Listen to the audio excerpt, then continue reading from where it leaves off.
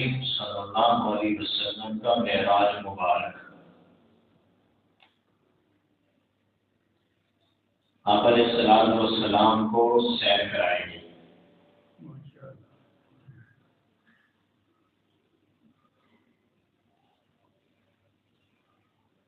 یہ وہ وقت تھا جس وقت آپ علیہ الصلوۃ والسلام ایک انتہائی پریشان حالات میں،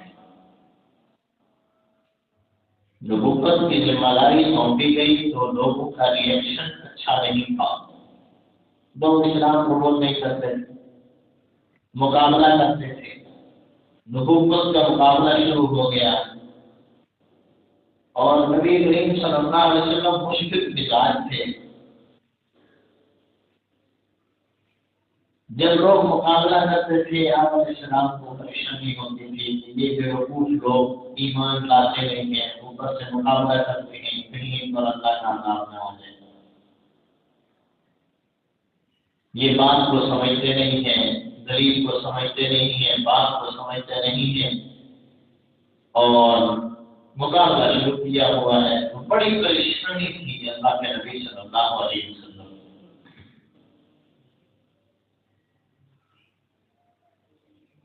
تو قرآن کہتا ہے سبحان الذی اسری بعبدہ لیلا من المسجد الحرام،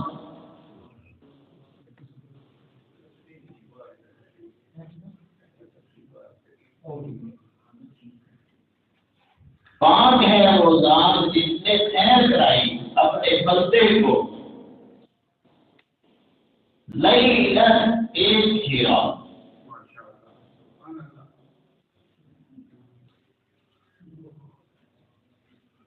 کیا فرمایا سبحان الذی اسری، سبحان پاک ہے اللہ کی ذات، ایسی بات ہے کہ اس جیسی عظیم ذات اور کوئی نہیں، وہ رازداری ذات ہے۔ اللہ نے اپنی تعریف فرمائی اور ساتھ میں اپنے محبوب پیغمبر کی تعریف بتا دی اور اپنے بندے کا تعارف کیوں کرایا؟ سبحان الذی اسری بعبدہ، اپنے بندے کو سیر کرائی۔ نہیں سمجھے گا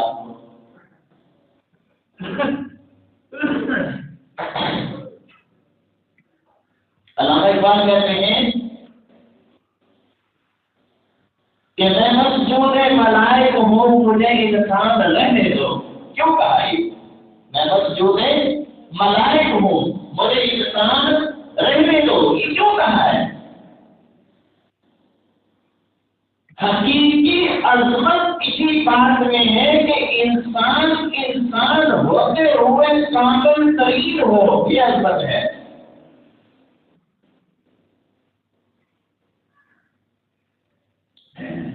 حضرت ابراہیم علیہ السلام جس وقت حضرت ابراہیم علیہ السلام کے پاس تشریف لائے، اپنی بیوی کے ساتھ آئے، ابراہیم علیہ السلام نے جلدی سے بچڑا ذبح کیا، بھون کر آگے رکھ دیا، وہ اس کو کھائے نہیں رہے۔ ابراہیم علیہ السلام پریشان ہوئے کہ مہمان میرے ہیں، میرا کھانا نہیں کھا رہے، خوف محسوس کیا۔ تو حضرت ابراہیم علیہ السلام کو حضرت جبرائیل علیہ السلام نے فرمایا کہ ہم ان چیزوں سے پاک ہیں، یہ ہماری ضرورت نہیں ہے، ہم نہیں کھاتے، ہماری ضرورت نہیں ہے، ہم نہیں کھاتے۔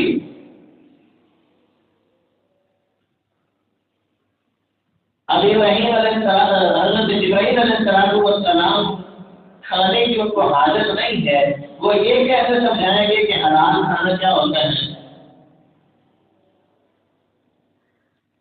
کیسے سمجھائیں گے؟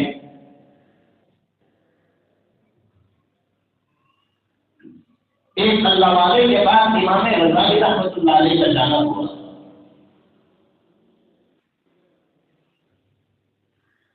بیٹھے ہوئے تھے مریدین میں، کہتے چلے تھوڑی دیر چہل قدمی کر کے آتے ہیں۔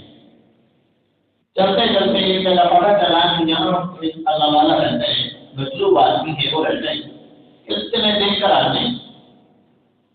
بغداد شہر کا جانا ہوا، سلام کیا، سلام کے بعد اس نے پوچھا آپ کون ہیں؟ فرمایا مجھے غزالی کہتے ہیں۔ اچھا آپ وہ امام غزالی ہیں؟ کہتے جی بالکل، وہ جن کو علماء کا سردار کہا جاتا ہے؟ کہتے بالکل میں وہی ہوں۔ بڑا علم ہے سنا ہے آپ کے پاس؟ جی اللہ کا فضل ہے۔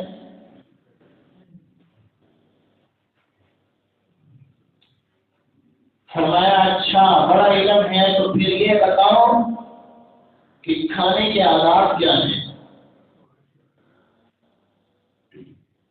کھانے کے آداب بتاؤ مجھے۔ انہوں نے فرمایا سنت طریقہ یہ ہے کہ کھانا ہاتھ دھو کر کھانا چاہیے، بیٹھ کر کھانا چاہیے، اور بسم اللہ پڑھ کر کھانا چاہیے، اپنے سامنے سے کھانا چاہیے۔ تو تمہیں آداب ہی نہیں آتے کھانے کے، بڑا امام بنا ہوا ہے اور یہ بات کہی اور اٹھ کر چلے گئے۔ امام غزالی بڑے پریشان بھی، میرے پاس اتنا علم تھا، میں نے کتابوں میں یہی کچھ تو پڑھا ہے، یہی میں نے لوگوں کو پڑھایا ہے، اور آج یہ کہہ رہے کہ تمہیں کھانے کے آداب نہیں آتے، تو پھر مجھے آتا کیا ہے دنیا میں؟ اس کے پیچھے چل دیے۔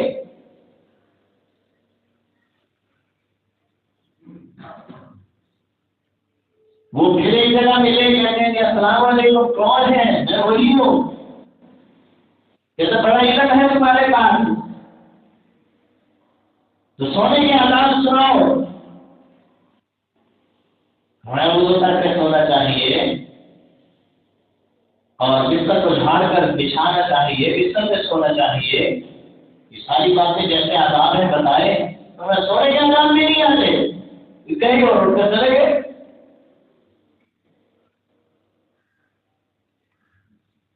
آگے پھر ان سے ملاقات جب ہوئی تیسری دفعہ تو امام غزالی نے پکڑ لیا، کہتے ہیں مجھے بتا کر جاؤ، آپ کی ذمہ داری بنتی ہے تو مجھے علم نہیں یاد بتاؤ۔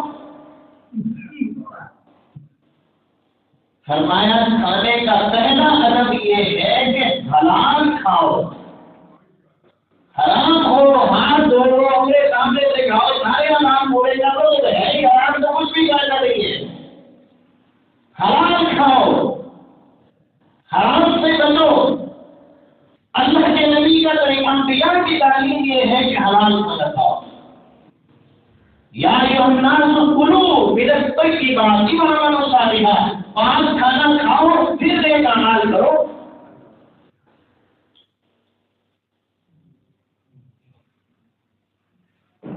اور سونے کا آداب یہ ہے کہ آپ سب کو معاف کر کے سو،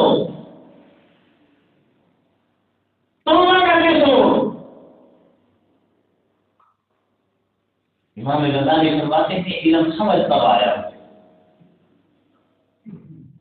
حلال بتا دینا الگ بات ہے، حلال طریقے سے اس کو استعمال، حلال کو حلال طریقے سے استعمال وہی بتائے گا جس کی ضرورت ہوگی۔ نہیں سمجھے بات کو؟ یا سبحان اللہ اسلام بعبدہ، نبی کریم صلی اللہ علیہ وسلم کامل ترین بشر ہیں، وہاں یہ کہتا ہے بشر بھی ہیں لیکن کامل ترین ہے، کہ ایک انسان کی ضرورت ہے، اس ضرورت کو سمجھانا کیسے ہے، اس کو پورا کیسے کرنا ہے، جیسے اللہ راضی ہو جائے، پورا کرنے کا طریقہ بتائے، اس کو کامل بشر کہا جاتا ہے۔ اللہ نے اس آیت میں سمجھا دیا کہ انبیاء کرام علیہ السلام کی جو تعلیمات ہیں وہ ساری کی ساری نور علی نور ہے۔ انبیاء کی تعلیمات نور علی نور ہے، وہی نازل ہو تو نور، جبرائیل لے کر آئے تو وہ بھی نور، اللہ کی تعلیمات نور، اللہ خود نور، اللہ کی دی ہوئی وہی نور علی نور۔ لیکن ذات کے اعتبار سے، وجود کے اعتبار سے، ظاہری دیکھنے کے اعتبار سے نبی کریم صلی اللہ علیہ وسلم اور باقی انبیاء سارے کے سارے کامل ترین بشر ہیں۔ مسئلہ سمجھ میں آیا؟ ضرور آپ علیہ السلام نے 11 شادیاں کی ہیں، 4 بیٹیاں ہیں، 3 بیٹے ہیں۔ اور گھریلو زندگی کیسی ہونی چاہیے یہ وہی بتائیں گے جس کو ضرورت ہوگی، پریکٹیکل کی ضرورت ہوتی ہے۔ ہم نے معاشرے میں ایسے لوگوں کو دیکھا ہے جنہوں نے بی ایس سی ایس کیا ہوا ہوتا ہے، کمپیوٹر سائنس میں انہوں نے جناب ماسٹر ڈگری حاصل کی ہوئی ہے، کمپیوٹر چلانا نہیں آتا، ڈگری ہے اس کے پاس لیکن چلانی نہیں آ رہی۔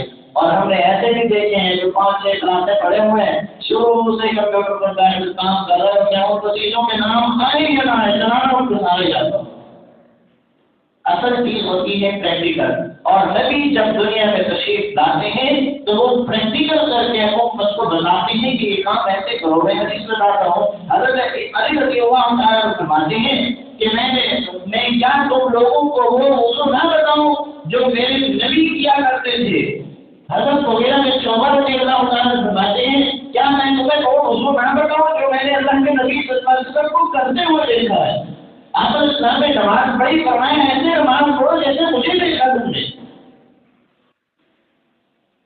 حضرت امام حسین رضی اللہ تعالیٰ چھوٹے سے بچے ہیں، انہوں نے ایک کھجور صدقے کی اٹھائی منہ پہ رکھ لی، آپ نے باہر نکال کر فرمایا ہم اہل بیت صدقہ نہیں کھاتے۔ یہ پریکٹیکل ہے، پریکٹیکل کر کے بتایا جا رہا ہے کہ زندگی کیسے گزارو، کس آدمی کے لیے کون سی چیز کس ٹائم ضروری ہے۔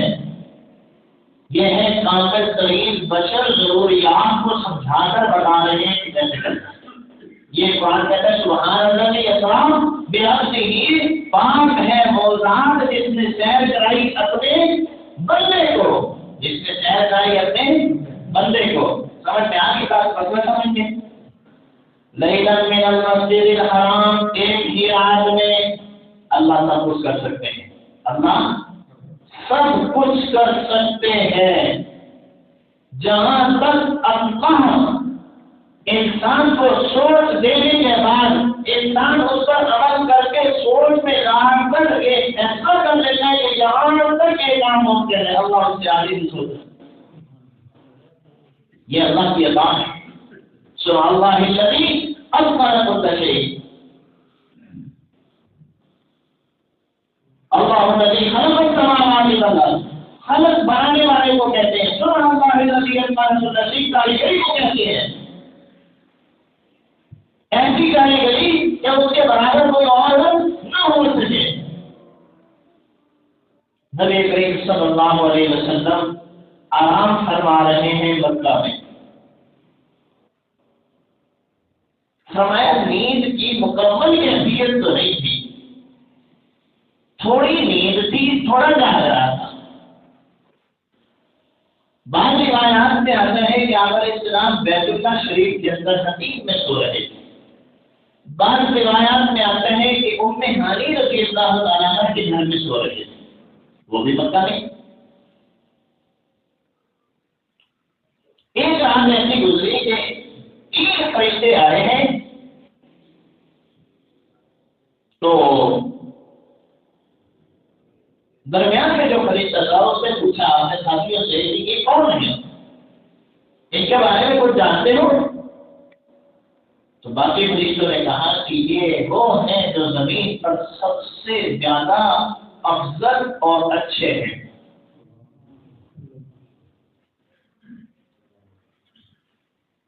تو جو آخر میں سے تیسرے نمبر والا فرشتہ اس نے کہا کہ پھر ان کو لے چلو۔ یہ ایک رات کی بات ہے، اگلی رات پھر آئے ہیں فرشتے۔ حضرت جبرائیل علیہ السلام تشریف لائے، انہوں نے آپ علیہ السلام کے سینہ مبارک پر ہاتھ رکھا، آپ کی کمر مبارک کو چھوا تو آپ کو لے کر اور جہاں پر آب زمزم ہے وہاں لایا۔ آپ کا شق میں صدر فرمایا، سینہ مبارک سیرا۔ یہ شق میں صدر آپ علیہ السلام کا زندگی میں 4 مرتبہ ہوا ہے۔ ایک مرتبہ تب ہوا جب آپ علیہ السلام کے کچھ چھوٹے سے تھے، تو اس وقت آپ علیہ السلام کا سینہ مبارک سیرا گیا اور آپ کے دل کو نکال کر آب زمزم کے ساتھ جوڑا گیا۔ پھر آپ تھوڑے سے بڑے ہو گئے، چلنے پھرنے والے ہو گئے، تو آپ اپنے بھائی جو آپ کے رضائی بھائی ہیں حضرت حلیمہ سعدیہ کے بیٹے ہیں ان کے ساتھ بکریاں چرا رہے تھے تو اس وقت آپ علیہ السلام کا سینہ مبارک کھینچ کر دوبارہ صاف کیا گیا۔ یہ حضرت جبرائیل علیہ السلام ایک تھان لے کر آئے تھے جنت سے سونے کا تھا، اس کے اندر یعنی جو ضروریات تھی اس کو چیزیں ضرورت تھی وہ ساری اس میں تھی اور آگے زمزم کے ساتھ دھویا گیا۔ پھر تیسری مرتبہ آپ علیہ السلام کا جوانی میں دوبارہ آپ کا شکر قدر ہوا اور چوتھی مرتبہ نبوت ملنے کے بعد معراج والی رات دوبارہ ہوا۔ آپ کا سینہ مبارک کھول کر اس کو دل نکال کر آپ علیہ السلام کے دل میں نور اور ایمان کی جو جان ہے اس کو بھرا گیا اور بھر کر دوبارہ سی دیا گیا اور جنت سے لائے ہوئے سواری براق جس کو کہتے ہیں روایات میں آتا ہے یہ گدھے سے تھوڑا بڑا ہوتا ہے اور خچر سے چھوٹا ہوتا ہے، یہ وہ سواری تھی اور جہاں اس کی نظر پڑتی تھی اس کا وہ پہلا قدم ادھر پڑتا تھا، اس نے سپیڈ سے وہ چلا اور آپ علیہ السلام کو لے کر مسجد اقصی شریف میں ہے۔ مسجد اقصی میں آپ علیہ السلام نے نماز پڑھائی، انبیاء علیہ السلام کو وہاں جمع کیا گیا، جبرائیل علیہ السلام نے ادھر اذان دی ہے اور اذان دینے کے بعد آپ علیہ السلام کو مصلی پہ کھڑا کیا اور نماز پڑھائی۔ اس وجہ سے آپ امام الانبیاء ہیں۔ ایک نقطہ یہاں پر یہ سمجھ لیں،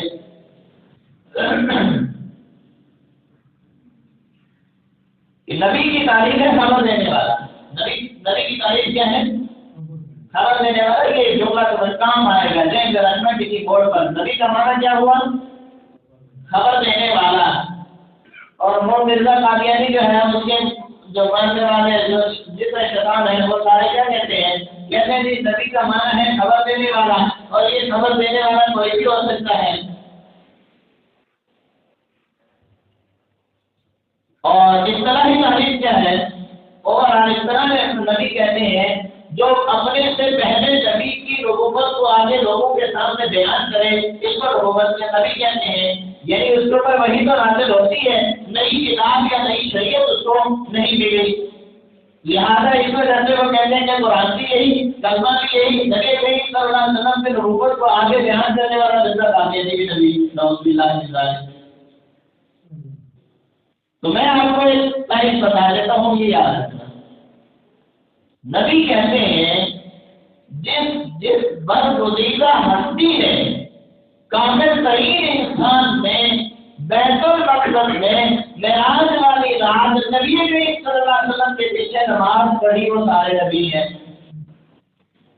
نہیں سمجھے بات کو کہ جس برگزیدہ ہستی نے جس برگزیدہ انسان نے، انسان کا جملہ ضرور کہنا چاہیے کہ اس وقت جبرائیل علیہ السلام کے پیچھے تھے، جملہ انسان کا بھی ضرور کہنا ہے کہ جس برگزیدہ انسان نے معراج والی رات نبی کریم صلی اللہ علیہ وسلم کے پیچھے مسجد اقصی میں نماز پڑھی وہ سارے کیا ہیں؟